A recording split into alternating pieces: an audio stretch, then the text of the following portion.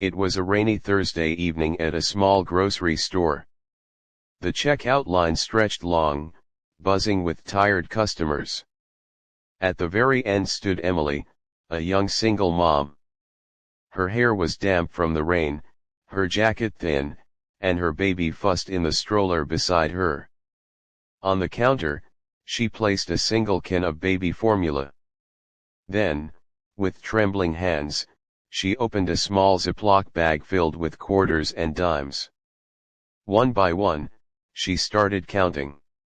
The cashier shifted uncomfortably. People behind her sighed. Emily's cheeks flushed red, but she whispered to herself, "Emily, it doesn't matter what they think. My baby needs this." Scene 2, The Struggle. A man in a sharp suit stood a few customers behind. His silver cufflinks and polished shoes looked out of place in this little store. Daniel Carter, a CEO known for his ruthless business reputation, watched quietly as the young mother struggled to count. When the cashier finally said, "You're still short by $1, Emily froze. She dug deeper in her pockets, but all she had were a few pennies. Her eyes filled with tears. The baby cried louder. The man stepped forward. "Daniel, I'll take care of it." But Emily shook her head, her voice firm even as it cracked. "Emily, no, I don't want your pity." Scene 3, The Twist. The line went silent. People looked at her, some with pity, others with annoyance. Daniel didn't leave. Instead, he bent down slightly, speaking gently. "Daniel, this isn't pity. It's respect. I see someone doing everything she can for her child. That's strength." Emily hesitated, but his words hit something deep inside her. She nodded slowly, allowing him to place a bill on the counter. The cashier rang it up, bagged the formula, and Emily whispered, "Thank you. I'll pay you back someday." Daniel simply smiled. "Take care of your baby. That's all the repayment I need." Scene 4, The Unexpected Turn.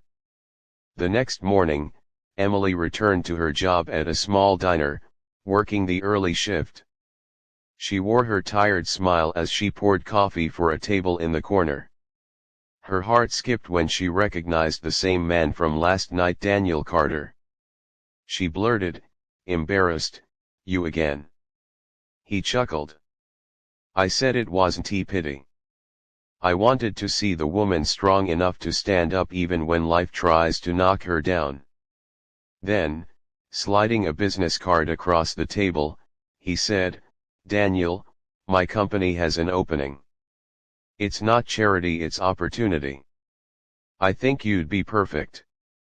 Emily's hands shook as she held the card. For the first time in months, she felt a spark of hope. Scene 5, Emotional Climax. Weeks later, Emily walked into her new office job, her baby cared for at a safe daycare the company helped provide. She wore a fresh blouse, her hair neatly tied, her eyes brighter than before. She stopped by Daniel's office to thank him again. "Emily, you didn't just help me buy formula. You helped me believe I could build a future again." Daniel smiled warmly. "Daniel, you did that yourself. I just gave you a hand when you needed it most." Closing narration. Positive ending. That night, Emily rocked her baby to sleep, whispering, "Emily, one day, you'll know, sometimes, a stranger's kindness can change everything."